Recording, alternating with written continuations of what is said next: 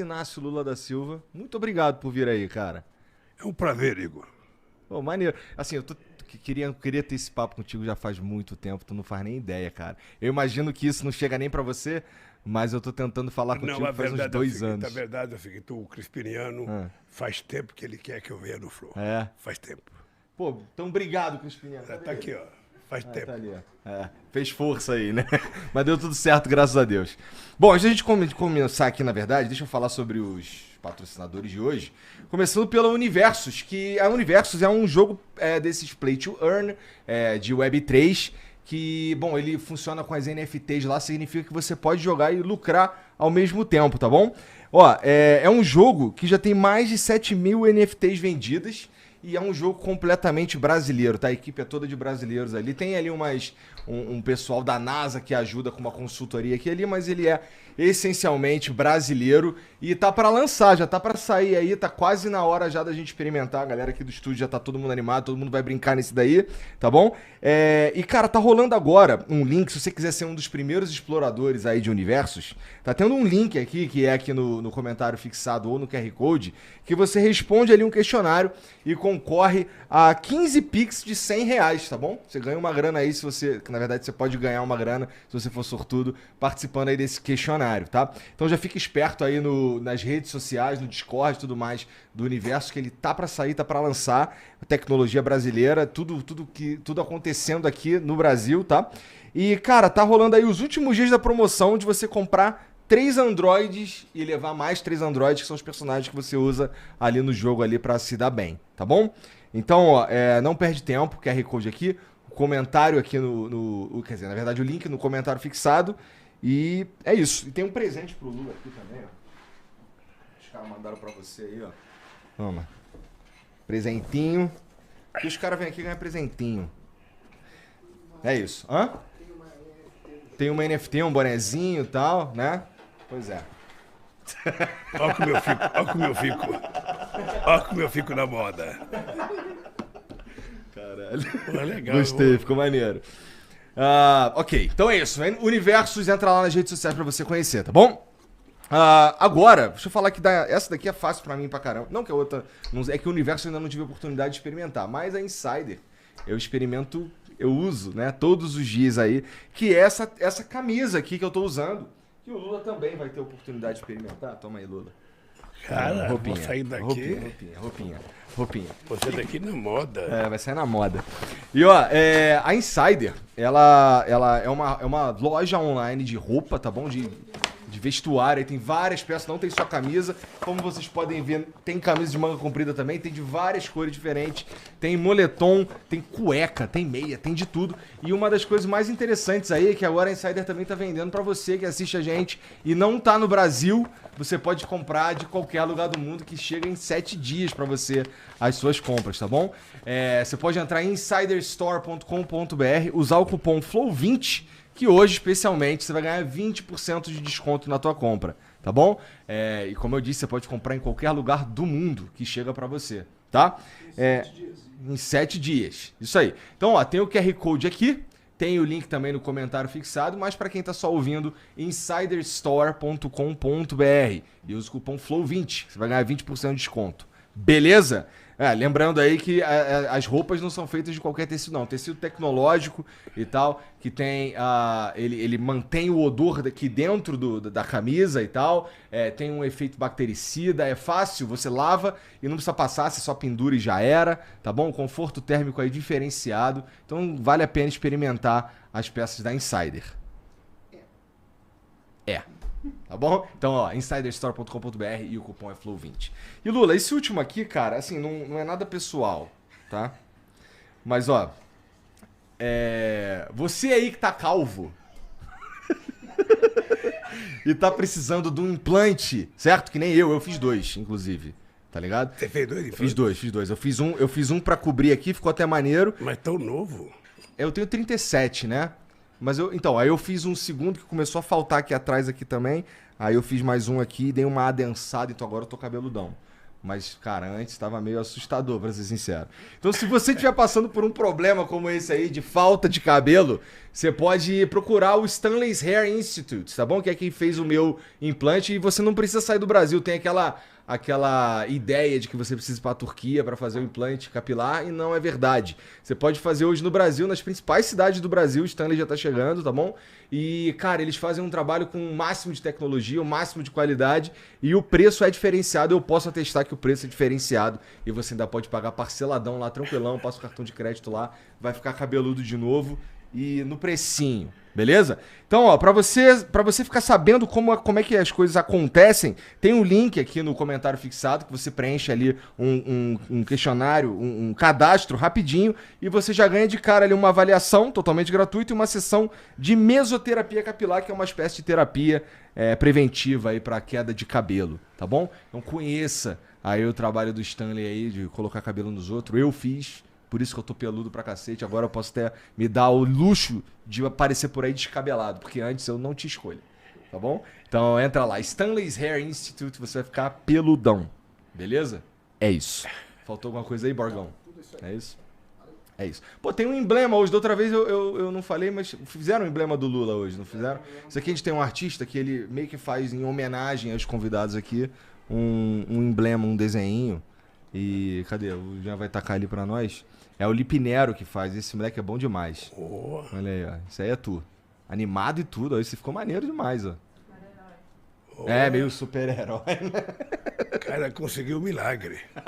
O quê? Ô, Igor, você sabe que... Tá com mais cabelo ali, hein, Lula? Esse negócio de cabeludo é o seguinte. Eu fui cabeludo até 2011, quando eu tive o câncer. Uhum. Quando eu tive o câncer, aí o cabelo despencou. E não nasceu mais com a força que tinha. Mas eu tinha medo de ficar careca e não casar, cara. Meu irmão Frechico ficou careca com 22 anos, 23 anos, ele já tinha o cucuruca aqui. Uhum. E eu tinha um medo, pô, se eu ficar careca, quem vai querer casar comigo, pô? Aí... É bom, não foi um problema no fim das contas. Eu não fiquei careca, graças a Deus, tá pouquinho cabelo agora, pouquinho cabelo. Eu não quero mais fazer implante não, mas... Tá certo. Bom, mas ó, você que tá assistindo a gente, quiser resgatar esse emblema aí, é de graça, só precisa entrar em nv99.com.br/resgatar e usar o código LULA, tá bom? Você tem 24 horas pra fazer isso, depois a gente para de emitir e só vai ter acesso ao emblema quem resgatou. Então corre lá pra você completar a tua coleção e também para adornar teu perfil aí, se você curte aí o Lula e tal, resgata lá, tá? Você pode também mandar mensagem pra gente que a gente vai ler aqui no finalzinho do programa. Vai depender aí do tempo, porque o Lula tem um monte de coisa pra fazer amanhã, já me deram uma ideia aqui. Deve estar cansado também, cara, essa correria pelo Brasil e tal. Mas, de qualquer forma, você pode mandar... E, ó, é só daqui a 1 hora, na verdade, que o Jean vai liberar, que você pode querer perguntar alguma coisa que a gente já falou, tá bom? Então, é isso. Cara, Lula, eu tava assistindo esse último debate que teve aí no da Band, ali, um formato diferente e tal. Teve uma hora... formato, bom. Bom formato, né? É melhor do que os outros. Eu também acho. Eu também acho que só é possível porque só tinha você e o Bolsonaro, na verdade. Não tinha aquele monte de gente, né? Nós já tivemos debate, todo segundo turno, o debate é mais flexível. Uhum. Eu já tive com o Alckmin, já tive com o Serra. Uhum. É um debate melhor, porque você tem 1h30, você e o teu adversário. O problema de debater com o Bozo é que ele é um mentiroso compulsivo. Tá porra. É um negócio impressionante. Eu pensei que o Maluf que era mentiroso, porque... Eu faço política há 50 anos. Todo político é mentiroso, Lula? Não é verdade. Não é verdade. Deixa eu lhe falar uma coisa. É que se cria uma imagem do político que causa prejuízo à política. Tá. Você tem político sério de direita, você tem político sério de esquerda. De fato. Você tem político sério de centro. Uhum. Sabe? Você não precisa mentir. Eu estava vendo um vídeo do Bozo esses dias. Naquele vídeo em que ele está falando das meninas venezuelanas, ele fala textualmente, tenho que mentir, é preciso mentir, o político tem que mentir. Porque sempre é mais fácil acreditar numa mentira. Uma mentira, minha mãe dizia, uma mentira ela voa, a verdade engatinha. É sempre assim. Mas eu acho que você tem muitos políticos no Brasil que não mentem, que são pessoas sérias, sabe? Só para você ter ideia, todos os deputados que tiraram nota 10 na Constituinte, todos os deputados não se reelegeram. O cara foi nota 10. de prestar serviço à sociedade, era medido a nota pelo que o cara fazia pelo povo trabalhador. Uhum. Sabe, os deputados que tiveram nota 10 não se elegeram, cara. E a que tu atribui isso? Porque significa que o povo não presta muita atenção, sabe, no exercício do mandato, e muitas vezes a imprensa, ela desinforma, ela julga todo mundo. Ou seja, quando ela fala o Congresso não trabalha, ela não diz quem trabalha, ela coloca todo mundo no mesmo caixote. Sim. E isso vai cometendo equívocos, erros, e as pessoas vão tendo uma visão deturpada. O Ulisses Guimarães dizia, toda vez que a sociedade quer mudar o Congresso e fala que vai mudar, ele muda para pior. A quantidade de gente que entrou no Congresso nesses últimos 4 anos foi muito pior, cara. As pessoas mentem descaradamente, sobretudo depois da internet. Essa tal de fake news, ela é um liberou geral pro cara que não presta, pro mentiroso. Você não tem noção. Você não tem noção do que é isso. Você não tem noção. Eu lembro que teve aquele assunto lá de mamadeira de piroca, teve umas coisas absurdas assim. Essas coisas absurdas que eles inventam todo dia, não tem critério. Eles são capazes de dizer que você nasceu mulher e depois vira homem. Eles são capazes de dizer que vaca voa. Eles são capazes de dizer que cavalo tem chifre e boi não tem. Qualquer mentira não tem tamanho e não tem hora. É uma verdadeira fábrica de mentir a campanha do Bolsonaro. Eu tenho uma coisa, Igor, que eu aprendi a fazer política ainda quando eu estava no movimento sindical. Uhum. Então, você tem um discurso mais ideológico, um discurso mais em defesa das coisas que você acredita, mais em defesa da melhoria dos trabalhadores e tal. Você defende programa de governo, eu quero ser presidente porque eu quero fazer isso, quero fazer aquilo. Não, hoje não tem mais, cara. Isso também hoje é não tem mais. Hoje é o seguinte, é mentira atrás de mentira e você passa o tempo respondendo.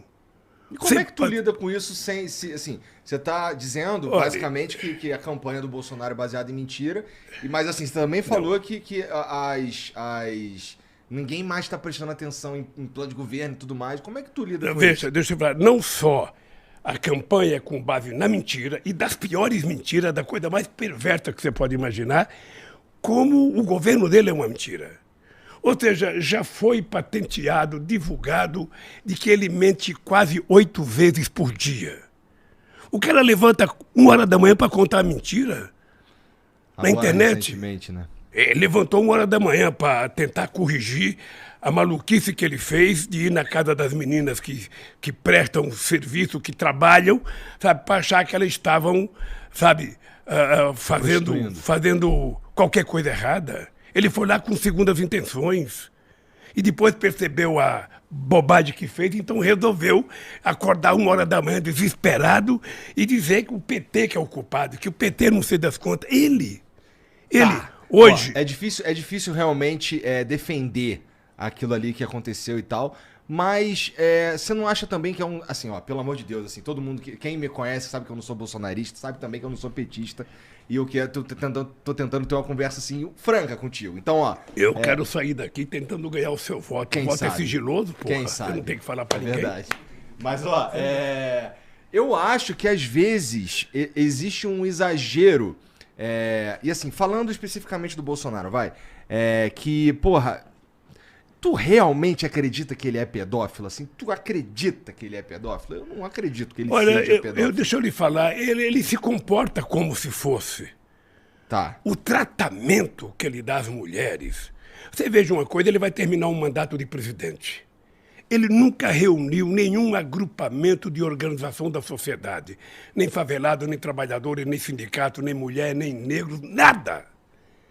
Ele vive por conta de alimentar os milicianos dele de mentira, porque ele tem um exército poderoso de divulgar mentira.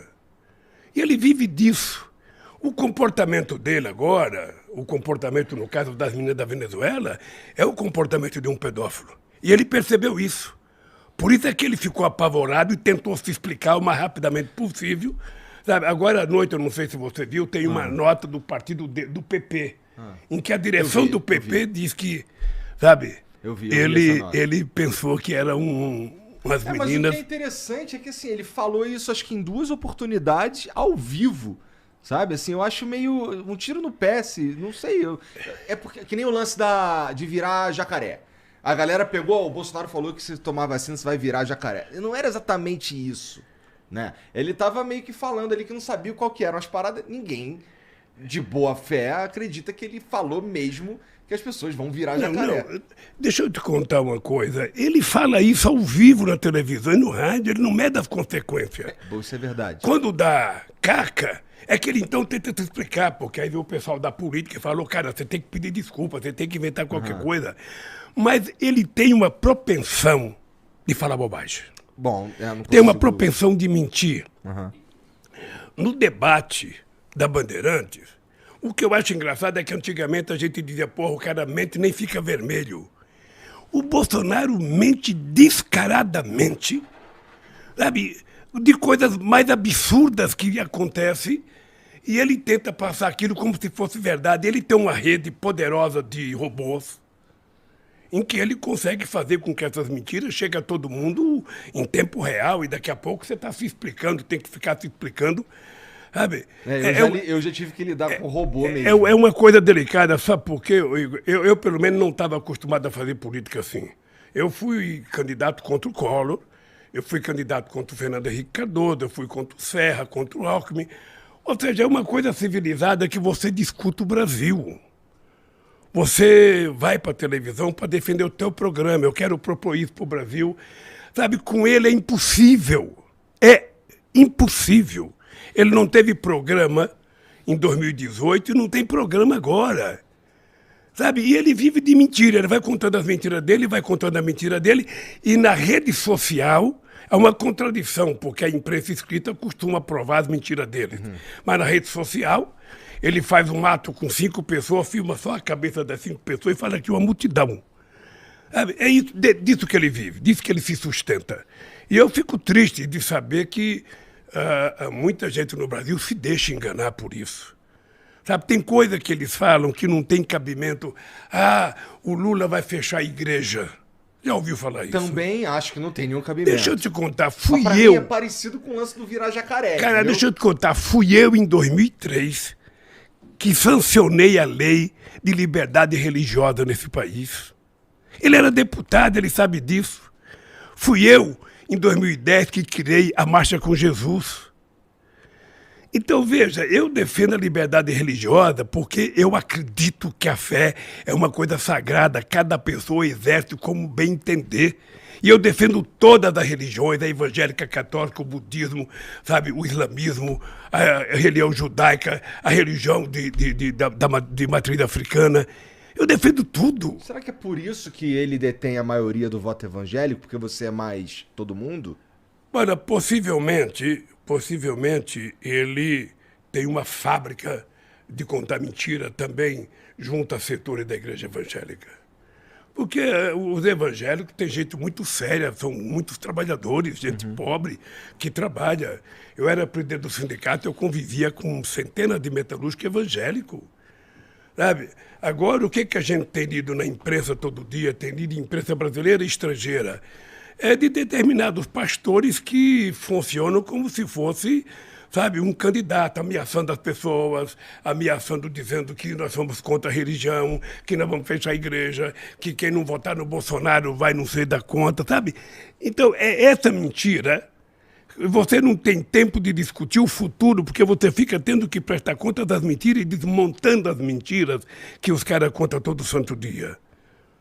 E todas as mentiras que você vê todo dia, essa mamadeira de piroca na campanha do Haddad, é uma coisa tão absurda que a minha cabeça não tem lugar para guardar uma coisa dessa. É tão inverossímil, sabe, que eu fico pensando, ninguém acredita. Também achava que ninguém acreditava. Mas tem gente nessa que porra. acredita. Tem. Hoje eu descobri, se você passar na Praça da Sé e você ficar olhando para o céu e gritar, olha um elefante voando. Tem gente que fica olhando porque acredita que vai aparecer um elefante voando. Tem gente que compra bilhete vencido, achando que vai ganhar. Ou seja, então, Igor, é uma preocupação constante em criar uma civilidade nesse país em que as coisas se transformem em coisas mais sérias.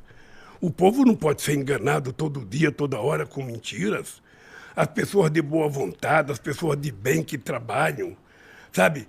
As pessoas que querem cuidar da sua família com muito carinho não podem viver nesse nível.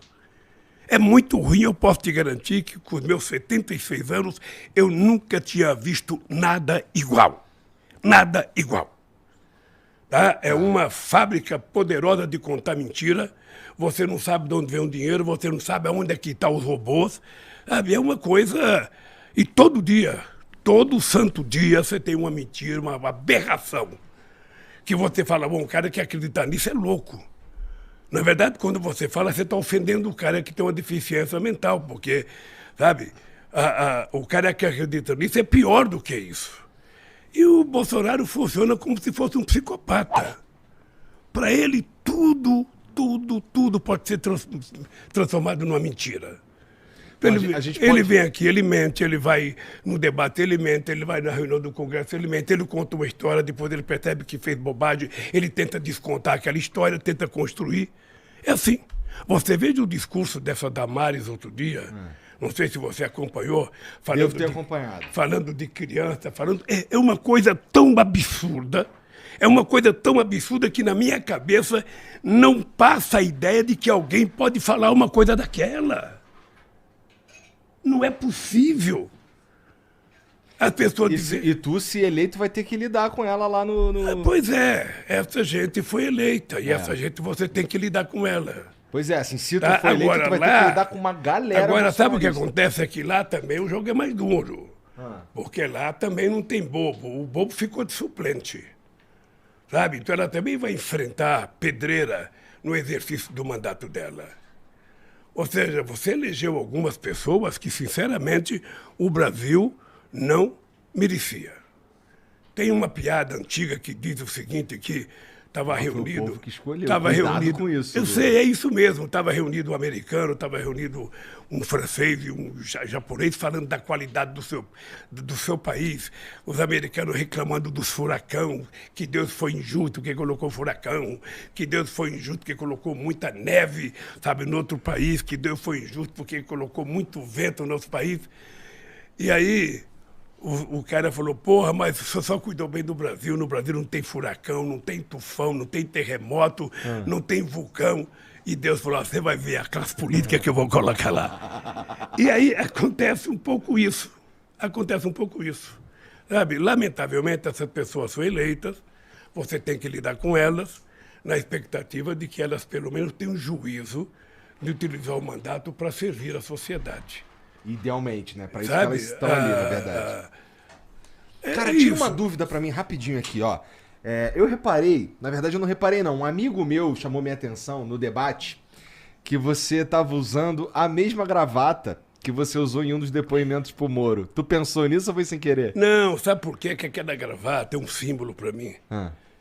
Aquela gravata eu ganhei quando o Brasil ganhou as Olimpíadas em Copenhague. Você pode ver que lá em Copenhague eu estava com aquela gravata, o Pelé estava com aquela gravata. Entendi. Sabe, foi uma gravata que o Comitê Olímpico deu para nós.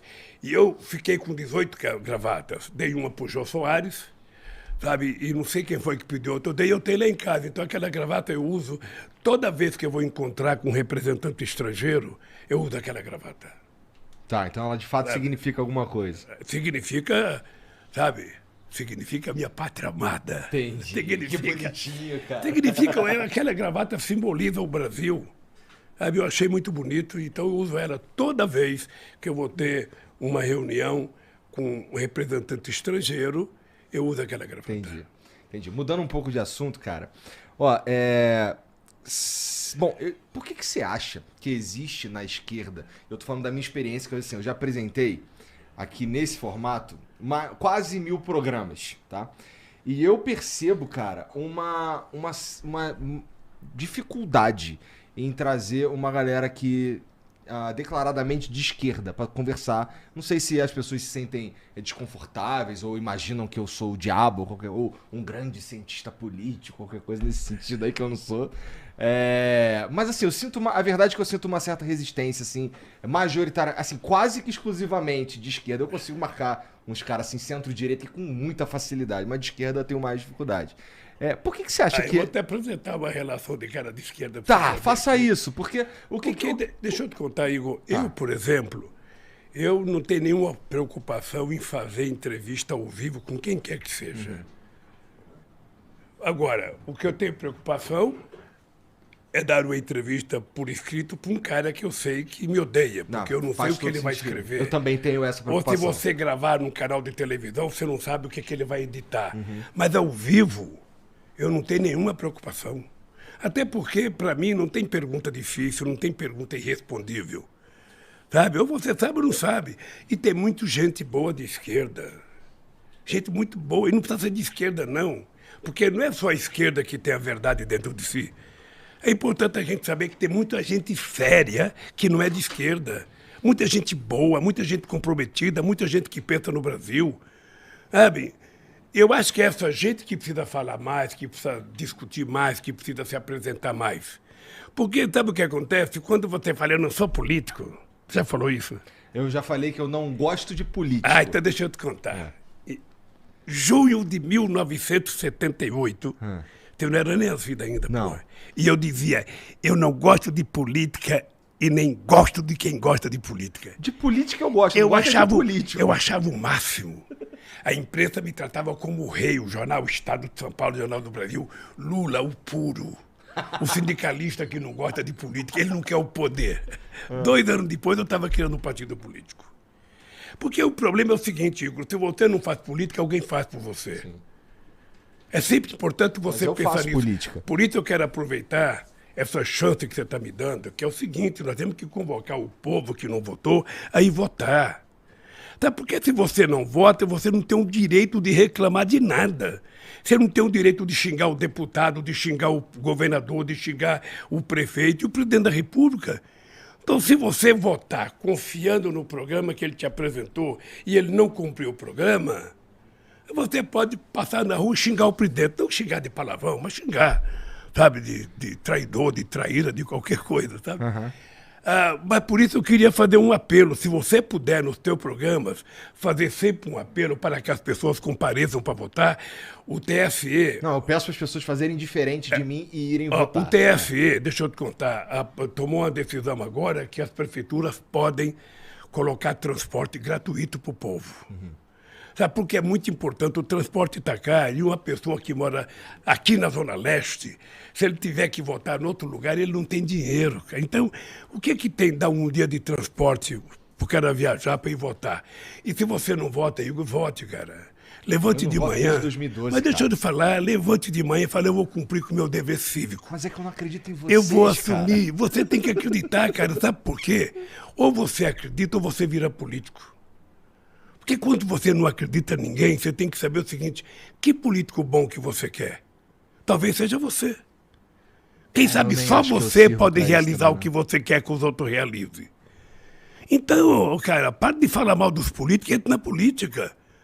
Aí você vai perceber como é difícil. Não, eu tenho Você vai certeza que é um perceber- absurdo Você vai difícil. perceber como é mais fácil falar no microfone do que fazer as coisas. Esse é o meu jeito de fazer Sabe? política, na verdade. Eu trago os caras aqui e apresento pra galera ouvir as ideias que são produzidas aqui, né? Eu jamais vou conversar com uma pessoa querendo que ele seja do meu partido ou querendo que ele vote em mim. O que eu quero é o seguinte, a pessoa tem que comparecer para votar. Sabe? Para dar exemplo para as pessoas. Eu, quando vejo uma pessoa de 80 anos ir votar, ele não é obrigado a votar. Não. Mas quando ele vai votar, é uma coisa muito, mas muito, muito, muito legal. A mãe do Lewandowski, do ministro Lewandowski, ela tinha 90 anos. Ela levantava com o andador dela e ia votar. Porra, Sabe muita uma coisa? vontade de votar. Sabe por quê? Porque acredita na democracia, acredita no voto, acredita que pode melhorar. Você tem que ter esperança, cara, acreditar numa coisa boa.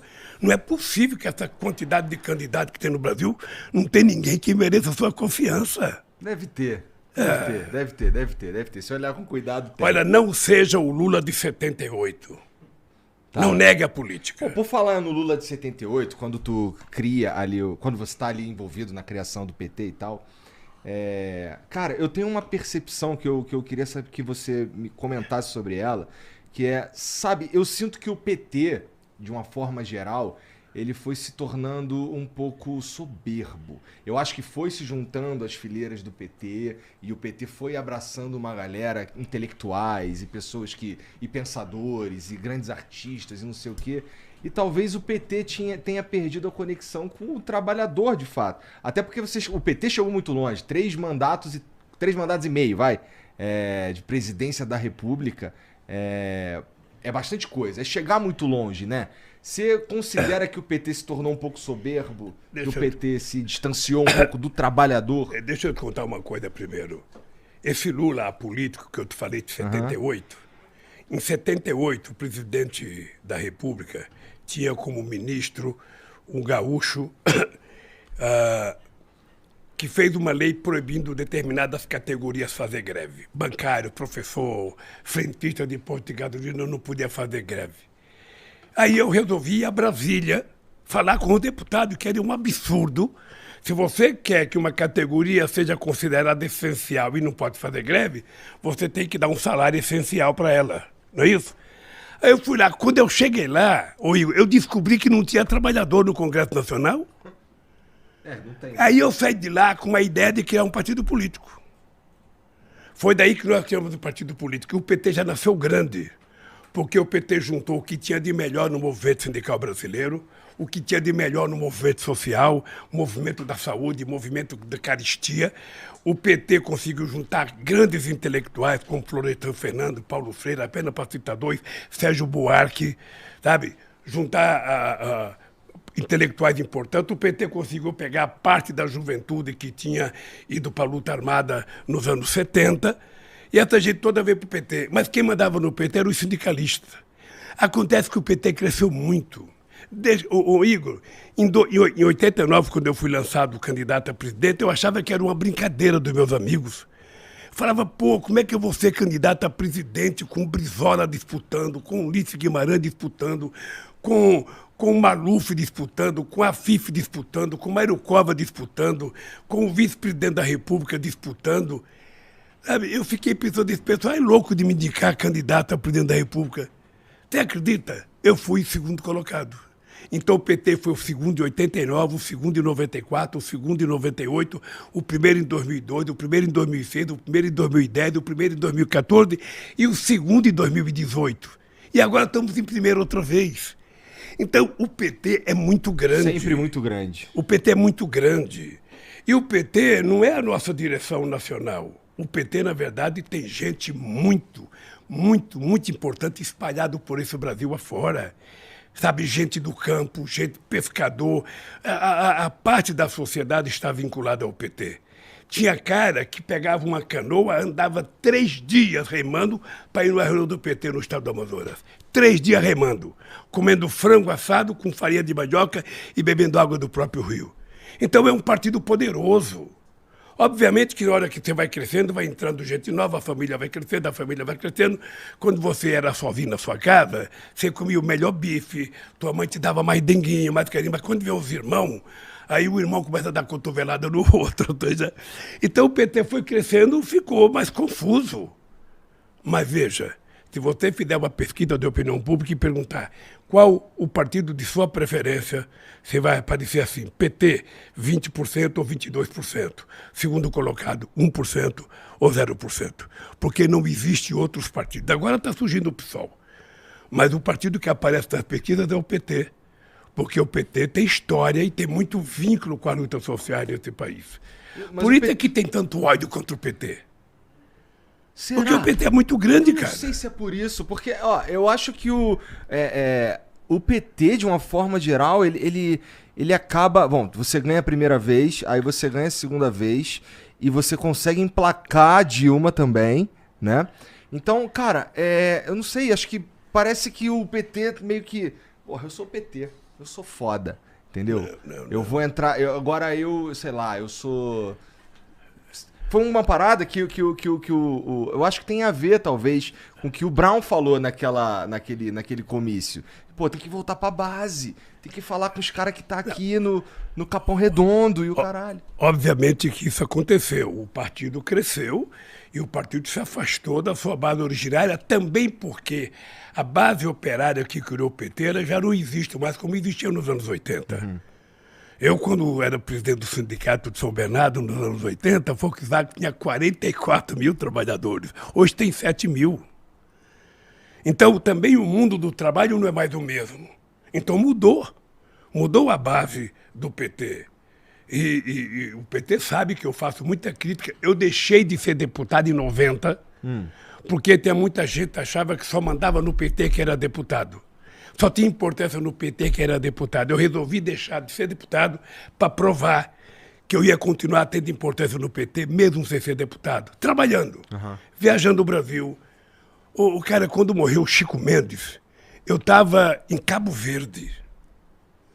Quando eu recebi a notícia que morreu o Chico Mendes em Chapuri, longe para caramba. Se desce em Rio Branco, tem que pegar mais 300 quilômetros de estrada, chovendo pra caramba. O PT não tinha dinheiro, eu falei pra tesoureira do PT, aluga um avião para pagar em 30 dias. Sabe? Porque aí eu ia atrás de arrumar dinheiro. Pegamos um avião, fomos para lá, para ficar 1 hora no enterro, e ficamos lá no enterro, fiz um discursinho pro Chico Mendes e voltei. Quem é que faz isso? Ninguém faz isso, cara, só quem tem muito vínculo, só quem tem muita relação. E o PT construiu isso. Obviamente que você olha o PT, tem gente mais sofisticada, tem gente que já não é mais operário, tem gente que não é mais da base. E eu concordei com o discurso do Mano Brown. Eu acho que o PT não pode abandonar a periferia. Sabe? O PT não pode, os deputados do PT precisam frequentar, precisa visitar, precisa estar do lado, precisa apoiar. Porque senão não há razão da gente existir. Para ser igual aos outros, não precisa a gente existir. Eu concordo, eu acho que esse era o ponto, na verdade, que ele tava tentando levantar. Sei lá, não sou Mano Brown, mas eu imagino que tenha sido alguma coisa nesse sentido. E, cara, a gente estava falando antes sobre a raiva que as pessoas sentem do PT e tal, e a gente começou a falar sobre isso. E, pô, é que assim, a gente também observou, especialmente nas eleições de 2018, tem um sentimento antipetista muito acentuado e tal, que, pô, querendo ou não, aconteceram por causa de todos os escândalos de corrupção e tudo mais. E dá uma manchada ali, até porque tinha muita gente, eu lembro de cientistas políticos e jornalistas falando na época assim, pô, o PT não admite, pô, o PT não faz o meia-culpa, puta, o PT não tá, ele entrou numa vibe de, porra, eu sou PT e acabou e tal. É fantasticamente engraçado como as pessoas vivem pedindo pro PT fazer autocrítica. Autocrítica. Veja, se eu fizer autocrítica todo dia, eu não preciso de oposição. A oposição é que tem que me criticar. Por que eu mesmo tenho que me criticar? O problema é o seguinte. Ô Igor, presta atenção numa coisa. Você acha que a elite brasileira engoliu de graça o PT fazer uma lei que registrar empregada doméstica em carteira, jornada de trabalho, direito de férias, descanso semanal? Você acha que a direita aceitou pacificamente isso? Uma sociedade que é escravista? Você acha que eles aceitaram com muita tranquilidade o fato da gente fazer com que as pessoas pobres da periferia chegassem a fazer universidade? Que filho de empregada doméstica virasse médico, virasse engenheiro, virasse diplomata, virasse advogado? Quando nós criamos o ProUni e o FIES, a gente permitiu, nós saímos de 3,5 milhões de estudantes da universidade para 8,5 milhões, cara.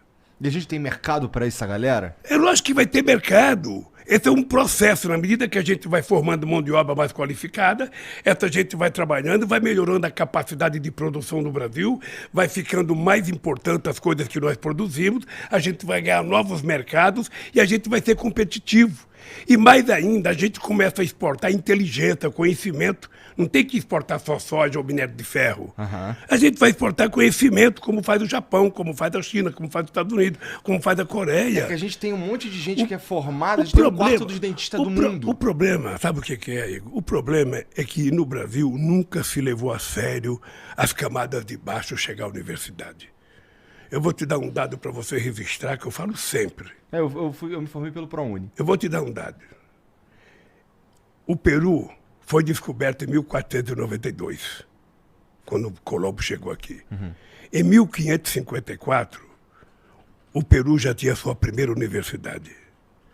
O Brasil foi descoberto 8 anos depois. A primeira universidade brasileira foi em 1920, ou seja, nós demoramos 420 anos para fazer a primeira universidade. Por quê? Porque 420 universidades tem tudo a ver. Pô. Porque os filhos do rico iam estudar na França, nos Estados Unidos, eles estudavam. E como era uma sociedade escravista, para que negro precisa aprender, índio precisa aprender e pobre precisa aprender? Não. Esse país, até 1930, só podia votar quem tivesse terra, quem tivesse dinheiro. Sabe? Que era... Mesmo que o cara não produzisse nada, se ele tivesse muita terra, ele virava conde, virava duque. E a gente não tinha. O analfabeto só foi começar a votar no Brasil na Constituição de 88. Ora, o cara sabe trabalhar, o cara sabe fazer pão, o cara sabe fazer um monte de coisa. Por que ele não pode saber votar? Por que ele era proibido de votar? Não, mas aí então, tem muita coisa errada na nossa história. Você veja o atraso em que a gente está submetido. O Brasil foi o último país do mundo a fazer a independência, o último a abolir a escravidão, o último a dar voto para a mulher. Você percebe que há uma... Eu tenho um amigo meu que é jornalista e ele tem um sítio em Porangaba. Porangaba é indo para Sorocaba. Quando esse cara resolveu dar 13º salário para o funcionário dele, o restante dos sitiantes se rebelaram. Cara, como é que você vai dar 13º, vai dar férias? Sabe? Todo mundo vai querer. Ele arrumou inimigo por conta disso. Agora você imagina a gente colocar os pobres para ir para o aeroporto de Congonhas viajar de avião. O Guarulhos. O que a classe média alta falava? Pô, esses caras, o aeroporto está virando uma rodoviária. Está cheio de pobre que não sabia nem sentar no avião. O que nós fizemos foi o seguinte: nós fizemos a maior política de inclusão social que esse país já conheceu desde que foi descoberto. E na prática, por que eles conseguiam pegar o avião? O que mudou? Eles passaram a ganhar mais, o salário mínimo aumentava todo ano, o pequeno agricultor começou a ganhar mais porque a gente dava mais dinheiro. Quando eu cheguei na presidência, o Pronaf era 5 bilhões, só liberava 2 bilhões. Quando nós deixamos o governo, era 30 bilhões. Então a gente criou programa de PA para comprar alimento, a gente comprou o PNAE para comprar alimento e dar para as pessoas mais pobres nas escolas. Ou seja, nós fizemos um programa de inclusão social, nós criamos o Pronaf Mulher. A mulher recebia o dinheiro, o Minha Casa Minha Vida, a escritura era dada no nome da mulher. Sabe? O Bolsa Família, o cartão era no nome da mulher. Porque a gente inverteu um pouco a lógica de achar que os pobres não podem subir um degrau na ascensão social. É preciso as pessoas compreenderem. Nós tiramos 36 milhões de pessoas da miséria absoluta, acabamos com a fome nesse país que votou agora poderosamente forte, e nós conseguimos colocar 42 milhões de pessoas com padrão de classe média baixa. A coisa mais orgulho que eu tinha quando eu chegava no Nordeste, os caras falavam: Lula, eu encostei o meu jumento e comprei uma motocicleta. O governador do Ceará me contou que ele encontrou 8 mil jumentos abandonados. Sabe? Ele teve que criar um lugar para guardar o jumento, porque o cara evoluiu. Ô Igor, ninguém quer ser pobre, cara. Ninguém quer ser pobre, ninguém quer comer mal, ninguém quer se vestir mal. Todo mundo quer ter as coisas. Por que o cara é pobre? Porque ele não teve oportunidade. Ele não teve chance. O que vai fazer agora? Porque assim, quando tu se elege, em 2002 lá, podemos dizer que você deu uma sorte ali com o boom das commodities coincidindo com o teu governo. Assim, você vai comentar. Mas, cara, agora a gente tá num momento completamente diferente e você tá dizendo, pelo que você tem dito, pelas coisas que você tem falado e tal, é que dá pra voltar pra um patamar parecido que a gente tava ali, que foi possível aí de 2002 a 2010. Qual que vai ser, o que é o motor agora dessa vez? O que vai fazer a gente conseguir aí a tal da picanha, a tal da cerveja? Então deixa eu falar pra você uma coisa. Se criou o fetiche de que o Lula deu certo porque teve o boom da commodity. Por que não deu certo pro Fernando Henrique Cardoso?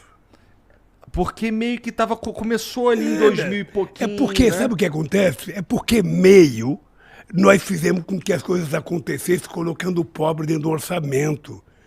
Você sabe quantos milhões de empregos nós criamos no nosso governo? 22 milhões de empregos com carteira assinada. Você sabe quantos meninos foram estudar no exterior? 100 mil meninos foram fazer curso no exterior, fazer pós-graduação. Precisa de grana para isso. Nós fizemos 19 universidades federais novas e 178 campos avançados. Nós saímos de 140 escolas técnicas para 422. Houve uma revolução nesse país. Uma revolução. Pela primeira vez, os pobres começaram a se sentir participantes e se transformar em sujeito da história. Os catadores de material reciclável, eu levei eles dentro do BNDES para tomar um empréstimo de 200 milhões de reais. Por que só emprestar dinheiro para o grande e não emprestar para o pequeno? Emprestar para a cooperativa deles. Emprestar dinheiro para a cooperativa, sabe, de quebradeira de coco do Babaçu, para a bordadeira do Piauí, para a bordadeira do Rio Grande do Norte. Agora, quando eu votar, a gente vai abrir linha de crédito muito grande para que a gente possa investir em micro e pequenos empreendedores.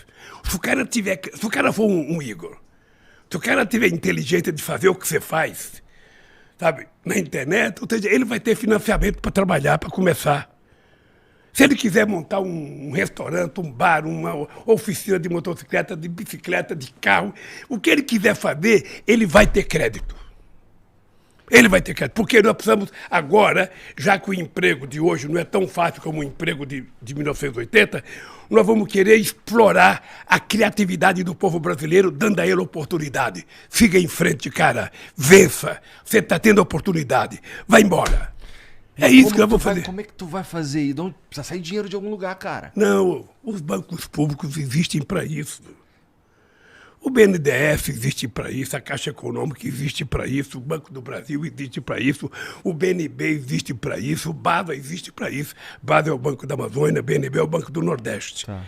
Sabe, é utilizar o dinheiro desses bancos públicos, sabe, para financiar a produção, para financiar a evolução desse país. Sabe, até porque nós queremos ser exportador de inteligência. Então, como é que a gente vai fazer? Fazendo. Pô, o bagulho era segurar essa inteligência aqui, hein, Lula? Ó, quando teve a crise, em 2008, uma crise poderosa. Foi. Que chegou a quebrar o banco Lehman Brothers nos Estados Unidos, que foi uma crise. Eu lembro. Eu disse, isso aqui é uma marolinha no Brasil. Eu lembro. Todo mundo tirou sarro da minha cara. A Mira Leitão me criticou muito. O que aconteceu? O Brasil foi o último país a entrar na crise e o primeiro a sair. Um ano depois da crise, a gente estava crescendo 7,5% ao ano. E no varejo crescia 13%. Tá? Eu aumentava o salário mínimo todo ano. Todo ano, não era reajuste da inflação. Era o reajuste da inflação mais aumento real. 90% dos trabalhadores que trabalham em categorias organizadas, químico, gráfico, metalúrgico, todos esses caras recebiam aumento real acima da inflação. Hoje não recebe. Você veja quanto cresceu a economia. O Bozo fica dizendo todo dia, não, porque a economia está bombando, a economia está bombando.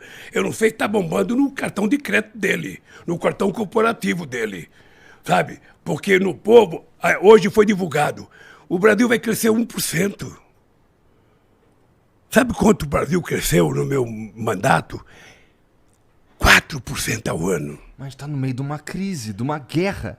Que guerra? A guerra não tem nada a ver conosco. Porra, como é que não? Não, querer jogar a culpa nossa na guerra da Ucrânia já é demais.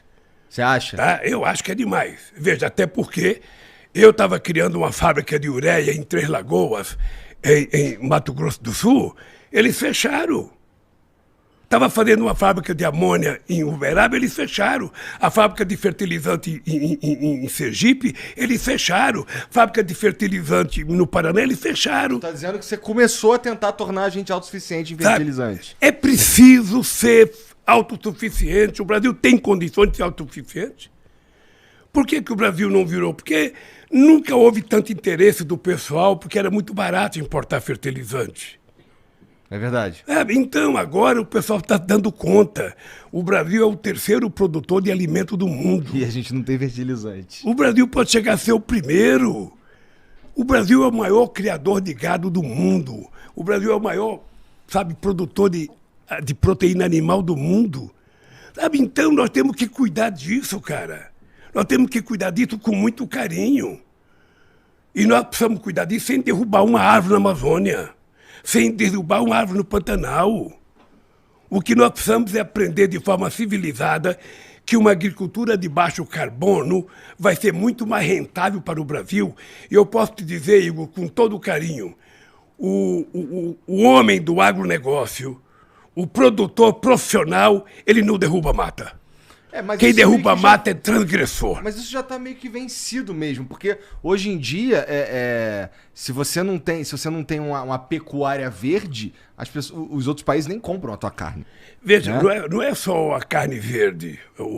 Você vai falar assim, se você não explicar, sabe, o cara pensa que vai ter boi verde. Tá, não é isso. O boi é o seguinte, é o boi que vive no pasto comendo grama, isso. Sabe? Esse é o chamado boi verde. Veja, é preciso você fazer isso levando em conta que tem muitas formas de você criar. Não precisa ser tudo em campo aberto. Você pode ter confinamento. Aquela carne que o Bolsonaro estava comendo outro dia, R$ 1.200 a picanha do Japão, aquele boi é criado num confinamento ouvindo música clássica, Quinta Sinfonia de Beethoven. Aí a carne nasce macia. Aqui no Brasil a gente compra picanha de 2 quilos. Não existe picanha de 2 quilos, porque é colchão duro, cara. Picanha 700 gramas, 800 tu manja no churrasquinho, hein? Então, deixa eu te falar. O Brasil pode muitas coisas. A gente pode fazer, nós temos 30 milhões de hectares de áreas degradadas, de pastos abandonados. O que você tem que fazer? Recuperar essa terra e plantar o dobro do que você planta hoje sem precisar derrubar uma árvore no Pantanal, uma árvore na Amazônia. O que nós precisamos saber é que a riqueza da Amazônia está na exploração da biodiversidade da Amazônia, para que a gente possa fazer com que a indústria de fármaco cresça, a indústria de cosmético cresça e a gente possa melhorar a qualidade de vida do povo da Amazônia. E nós precisamos compartilhar com o mundo. O Brasil é dono da Amazônia. O território é soberano nosso, mas a gente pode compartilhar conhecimento científico com o mundo inteiro. Para quê? Para o bem da humanidade. Já está provado que a questão climática não é uma coisa qualquer hoje, não é uma coisa muito séria. Muito séria. E se a gente não cuidar, a gente está cavando a nossa própria cova, nosso próprio enterro. De certa forma, a gente já sabe disso. A gente já toma... Por exemplo, a gente já tem parques eólicos bastante avançados e tal. Já sabe disso, mas até outro dia tinha o ministro do Bolsonaro que falava que ia derrubar tudo que é feito, que invadia a Amazônia. Não vi isso, cara, mas eu não vou duvidar, não. Você sabe o ministro do Bolsonaro que falava que era preciso... o Salles. Eu não quero falar o nome, porque eu não gosto de falar de nome de adversário. Tá bom. Desculpa, então. Deixa que eu falo. Então, você percebe? É uma coisa desnecessária. Sabe, eu sou contra você só proibir. Você tem que discutir como fazer as coisas bem feitas. O que é melhor? O que dá mais dinheiro? O que vai dar mais?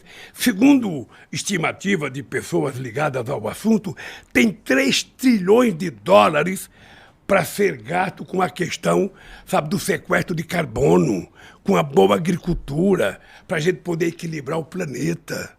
Sabe? Então, se isso é verdade, vamos tentar trabalhar essa coisa. E é uma coisa que eu vou fazer.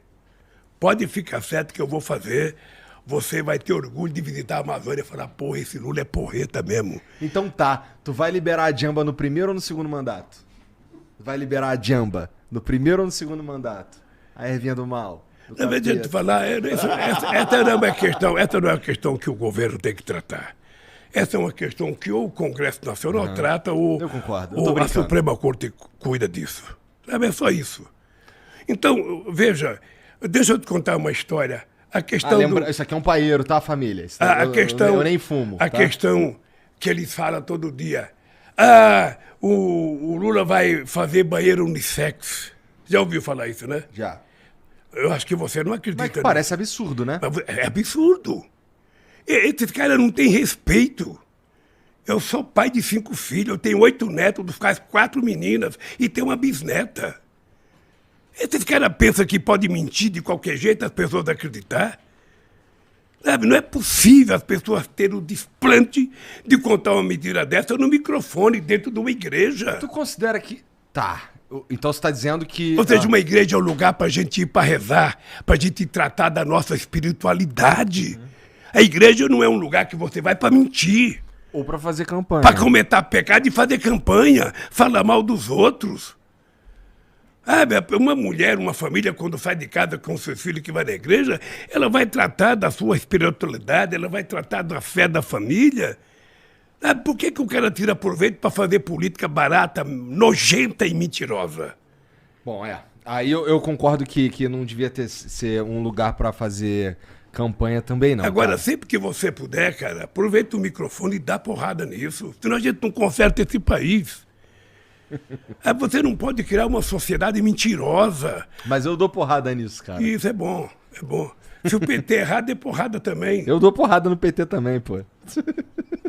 Tá. É isso. Ó, deixa eu te falar. A gente tá. A gente percebe que em 2018. Na verdade, essa é a minha análise, tá? Aí vamos ver o que você pensa sobre isso. Em 2018, cara, quando o Bolsonaro é eleito, você considera que ali o Bolsonaro ganhou a eleição ou o antipetismo ganhou a eleição, cara? Ali eu considero que a sacanagem que fizeram comigo e me prenderam fez com que ele ganhasse as eleições. Você acha que se fosse você o cara, tu ganhava? Eu ganharia as eleições no primeiro turno. Sério? Sério. Quando me prenderam, eu cresci 15 pontos na pesquisa da opinião pública. Mas por que te prenderam? Não, mas é porque, sabe o que acontece, cara? Eu saí do governo com 87% de bom e ótimo, com 10% de regular e 3% de péssimo. Com todas as mentiras contadas a meu respeito. Ô Igor, você sabe... Não, mas quando tu saiu, tava tudo ótimo Você mesmo. sabe que eu tive 13 horas de Jornal Nacional contra mim? Você sabe que eu tive 60 páginas de revistas contra mim? Você sabe que eu tive 680 primeiras páginas de jornais contra mim? E é por isso que tu fala sobre regular mídia, Sabe? cara? E as pessoas não falam em regular mídia, veja. Daqui a pouco a gente fala sobre isso, que é vamos um discutir tema... isso também. O que eu falo é o seguinte, é que é preciso dizer a verdade sempre. Eu, se fosse um cara que tivesse cometido erro, eu teria saído do Brasil. Eu recebi convite para ir embora do Brasil, para ir para a embaixada. Como eu queria provar que o Moro era um farsante, eu falei, não, eu vou para Curitiba, contra a vontade de muita gente. Contra a vontade dos meus companheiros do sindicato, dos meus filhos, do meu partido. Eu falei, não, eu vou para lá. Eu preciso provar que eles são mentirosos. E ainda contratei um advogado que não é criminalista.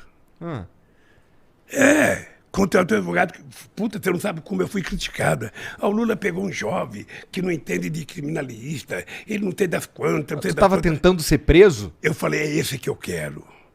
Eu brinco muito com os advogados, que eu falo o seguinte, advogado criminalista não sabe defender inocente. O cara tem que ser culpado pelo poder dar o discurso pro cara. Eu não. Eu estava muito à vontade. Sabe, eu falei, eu vou provar. Você está lembrado do meu primeiro depoimento em Curitiba? Eu falei o seguinte, ô juiz, você está condenado a me condenar porque você já mentiu demais. Disso. E aconteceu exatamente o que eu previa. Então, veja, eu me preparei espiritualmente, psicologicamente, para sair da cadeia. Quando tentaram insinuar que eu deveria fazer um acordo para sair para minha casa com tornozeleira, eu falei, eu não troco a minha dignidade pela minha liberdade. Não vou colocar tornozeleira porque eu não sou pombo correio. E a minha casa não é prisão. A Janja está ali, minha mulher, ela chorou pra cacete que ela queria que eu aceitasse para casa com tornozeleira. Meus filhos queriam que eu fosse para casa. O partido queria que eu fosse para casa. Não, Lula, sai, vai para casa, não. Eu não vou sair para casa, não. Eu vou sair para casa quando eu tiver decretado a minha inocência. Quem me prendeu, que assuma a responsabilidade. Por que eu vou sair para minha casa para o pessoal ficar me xingando? E essa canelinha que mamãe pôs no mundo por nem colocar tornozeleira? Não, cara, não é assim que se brinca comigo. Sabe, não é assim. Entendi. Então, eu fui para lá, sabe? O PT ficou muito desgastado. Eu digo que a companheira Gleice foi uma mulher da mais alta competência e coragem que ela enfrentou.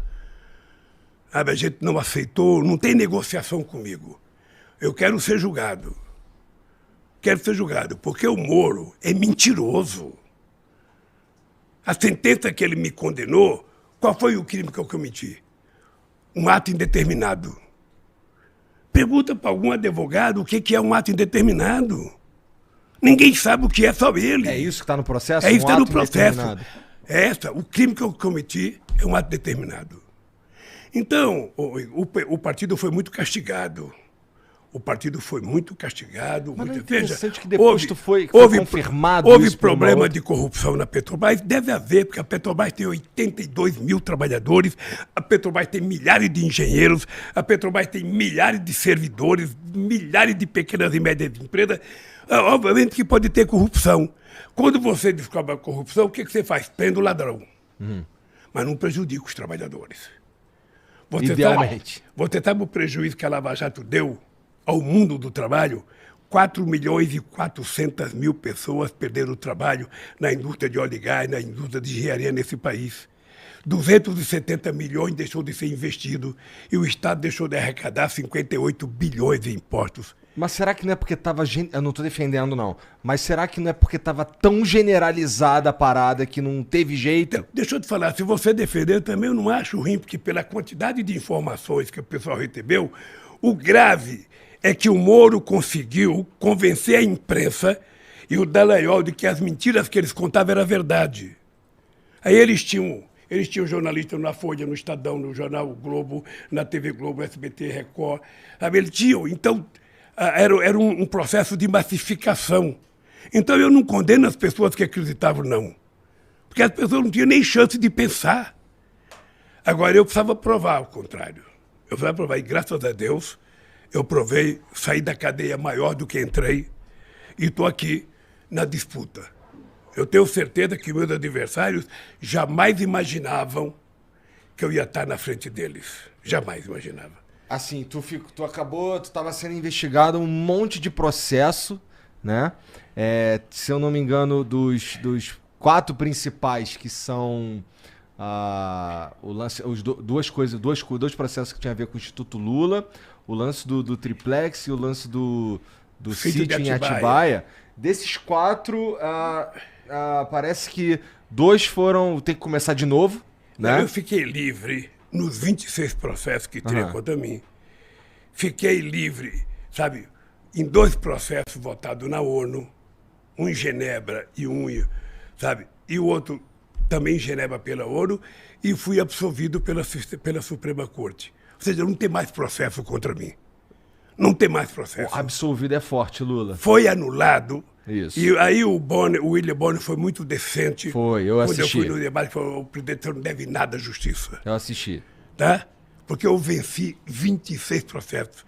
Aquele famoso processo do PowerPoint, que eu tinha montado uma rede de quadrilha, aquele processo, eu ganhei aquele processo em Brasília, eu pensei que ia acabar todos quando eu ganhei aquele, não, mas eles continuaram, porque o objetivo era me tirar das eleições. Esse era o problema. Tá. Então, Igor, é o seguinte, eu votei sem mágoa. Sem mágoa? Esse coração velho tá apaixonado. Ô, Lula, isso é um medo que eu tenho, cara.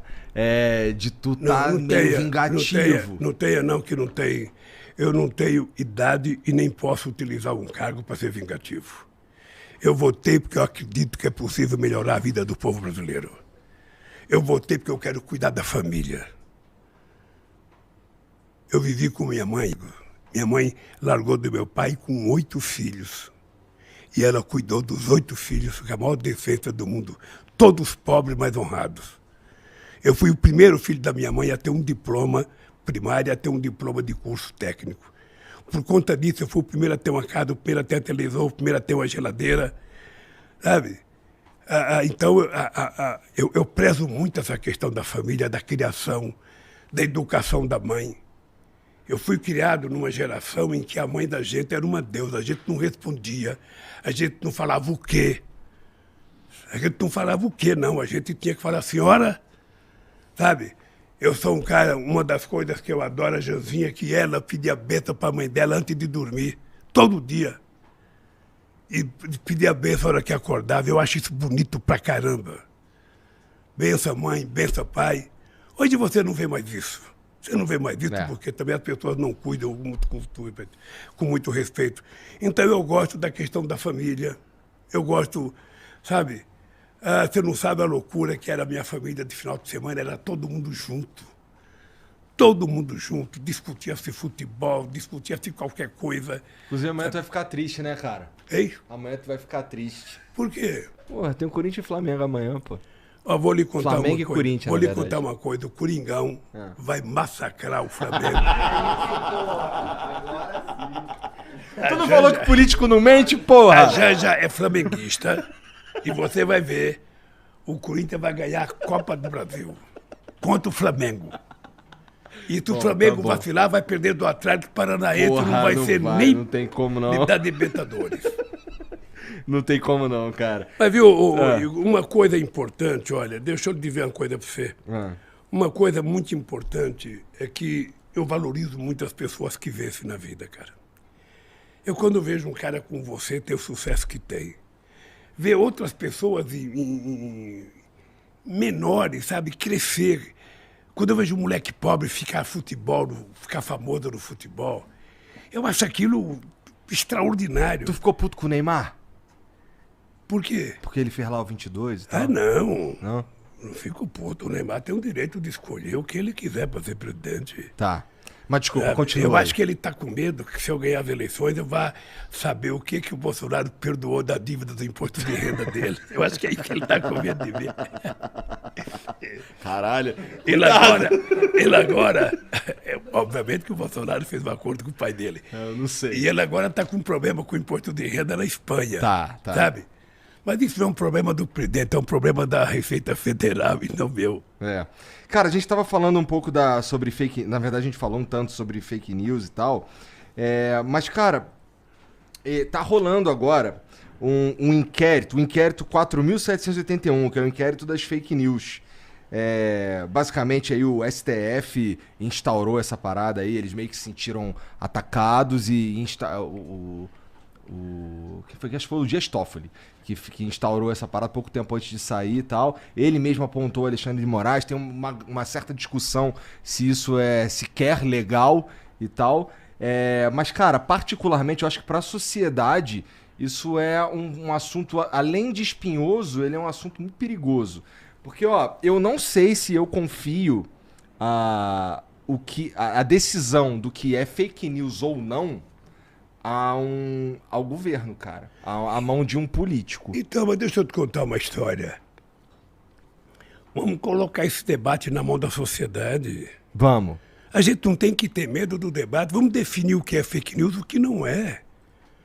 Você não pode utilizar um instrumento poderoso. Você acha que a sociedade se envolve nessa definição, nós né? temos que fazê-la discutir. Tá. Veja, você não pode criar um instrumento poderoso, sabe? Pode virar censura. Com esse mundo digital.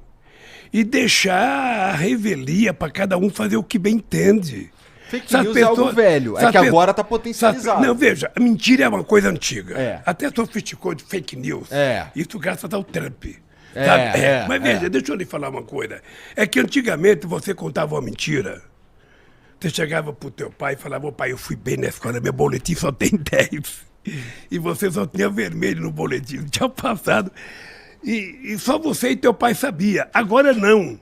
Agora, o cara se tranca no quarto dele e pega o seu celular e fala mal da mãe de todo mundo, do pai de todo mundo, sem nenhuma responsabilidade. A gente não pode, o cara promove a morte, promove a violência, promove o tumulto, sabe? Não é possível. Ao invés da gente chamar, sabe, rede social, sabe? Não é uma rede social, porque tem muita coisa que não é social. Então é preciso que as pessoas saibam o que é normal. Já parou pra pensar sobre qual seria a melhor maneira de fazer isso aí? Porque, ó, uma das ideias e das propostas que eu já ouvi é, cara, pra ter um perfil no Twitter ou sei lá o que, tu precisa registrar um documento, por exemplo. Fica mais difícil do cara. Aí quando o cara fala uma parada, meio que todo mundo sabe quem é. Então, mas deixa eu perguntar, mas você não acha que é bom a gente saber quem é? Eu acho. Eu era presidente, tinha um grupo assim, Depende, na verdade. Morte ao Lula. Horrível. Você acha que é normal isso? Não.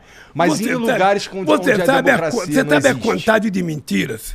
Você sabe que meu filho é dono da JBF? Você sabe que meu filho, a Universidade de Piracicaba, a ISAM, aquela coisa bonita, é a casa do meu filho. Você sabe que meu filho tem um carro de ouro que apareceu no Uruguai? É tudo fake news, tudo mentira. E como é que você pode permitir que as pessoas façam isso? Sem que haja nenhum critério de punição ou de proibição disso. Eu concordo que precisa de um debate. Nós temos que confiar na sociedade, vamos fazer um debate.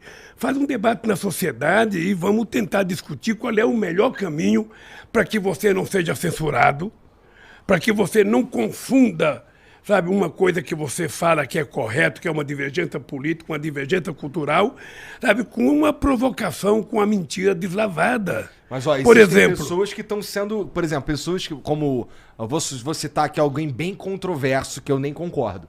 Mas, pô, tem o Alan dos Santos, por exemplo, que foi extirpado das redes sociais. Tem o velho da Van, extirpado das redes sociais também. Eu não sei se isso é benéfico. Não, você não precisa extirpá-lo, você só tem que educá-lo. Ele tem que saber que ele não pode fazer o que ele quer. Tem um limite. A democracia tem um limite. A democracia, ela te permite ter um espaço desde que você não atente contra os outros. Sabe, as provocações que existem, as mentiras, são coisas tão absurdas, digo, que nós temos que encontrar um jeito. E quem vai dar um jeito são pessoas como você, que são especialistas nesse mundo digital. Não é o Lula, que eu sou um cara ainda analógico. Tu não tá pensando no Brasil com a indústria 4.0 e tal? Eu penso. Inteligência artificial, internet das coisas e tal. Tudo que eu penso, não. Eu acho que nós temos que nos preparar para isso. Vou contar uma coisinha, ó.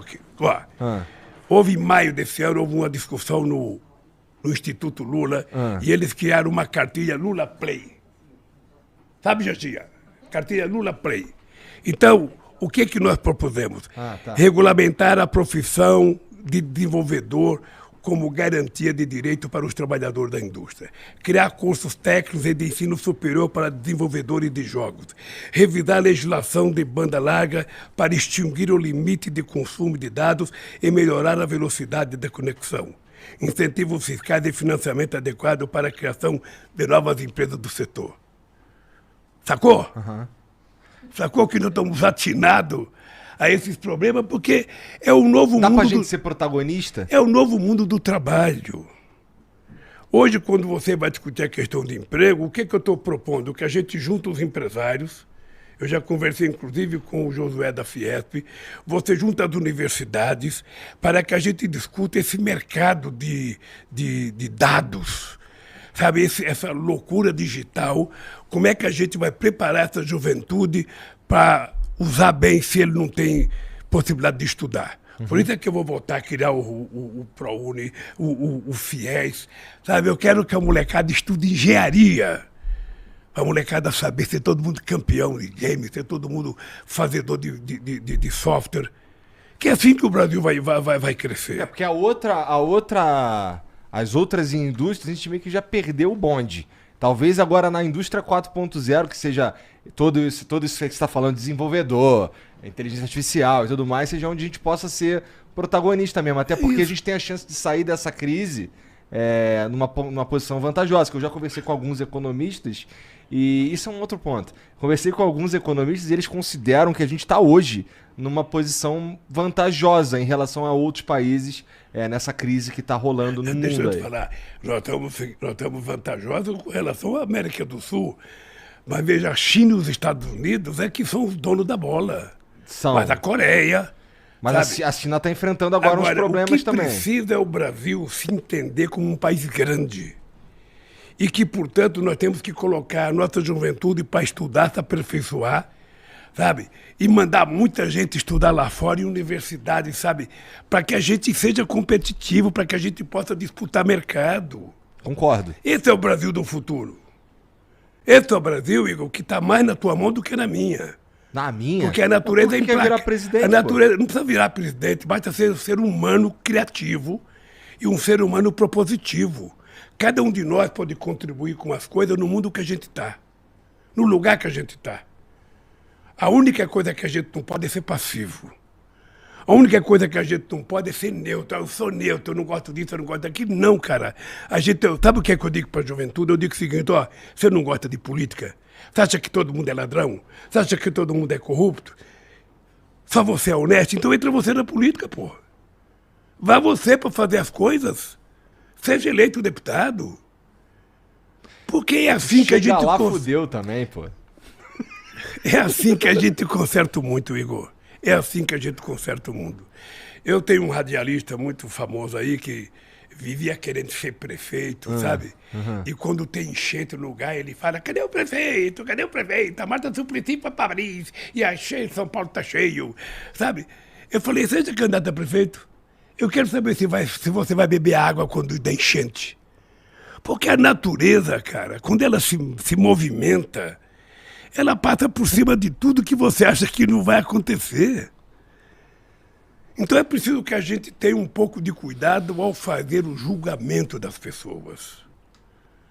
Sabe, não tem ninguém 100% bom, nem tem ninguém 100% ruim. Todo mundo tem um pedaço bom e um pedaço ruim. Ninguém é puro. Eu, no meu caso, o meu pedaço bom é melhor. Cara, a Gleice tá falando ali de horário, não sei o que. Como é que você tá? Eu tenho pelo menos Eu uns... não sei se vocês querem... Pelo menos tem agora. umas 3 paradinhas aqui que eu tenho que falar contigo, cara. Tá. Então, ó, vamos lá. Deixa eu pegar aqui umas 3... Ó, por exemplo, ó, tem um aqui que não tem como eu deixar passar, cara, que é... Qual foi o cálculo que você fez?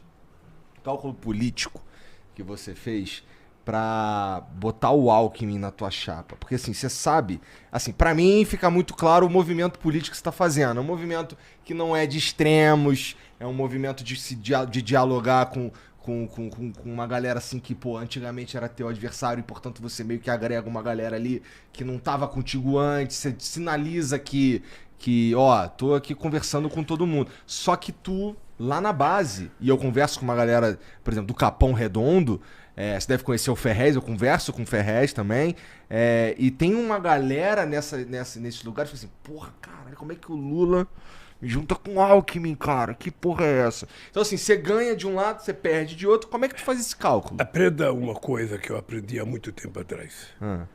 Uma frase dita pelo Paulo Freire. De vez em quando, você tem que juntar os divergentes para vencer os antagônicos. Tá. Tá? O que aconteceu? Então, de certa forma, vale qualquer aliança. O que aconteceu? Qualquer não. Qualquer não. O Alckmin não é qualquer coisa. O Alckmin é um cara que foi 4 vezes governador de São Paulo, o estado mais importante da federação. Ganhou todas que disputou com o PT. Significa que ele tem alguns méritos. Mas é muito estranho. Então o que acontece? Eu chamei ele para ser vice, porque eu acho que nós vamos pegar o Brasil numa situação pior do que eu peguei em 2003. E nós então precisamos consertar esse país. Nós precisamos consertar o país, sabe, fazer o país voltar à normalidade, fazer com que o Congresso cumpra com as suas funções, executivo execute, o Poder Judiciário julga, e conversar com muita gente, com muito empresário, para que a gente coloque todo mundo para salvar esse país. E o Alckmin tem condição de conversar com um grupo de pessoas que eu não consigo conversar. É isso. Então, ele veio para ajudar a aumentar o leque de pessoas com que a gente tem que conversar. E, sobretudo, a possibilidade de ajudar o Haddad a ganhar as eleições em São Paulo.